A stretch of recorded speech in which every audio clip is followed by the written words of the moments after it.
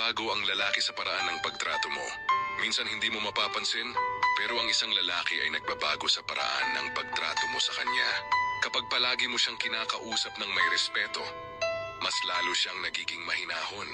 Kapag pinapahalagahan mo ang kanyang ginagawa, mas lalo siyang nagsisikap ang isang lalaki. Kahit matatag sa labas, may puso rin na naghahanap ng pag-unawa. Kapag mararamdaman niyang pinapakinggan siya, mas nagiging bukas siya sa'yo. Pero kapag puro galit ang natatanggap niya, unti-unti rin siyang nagiging malamig.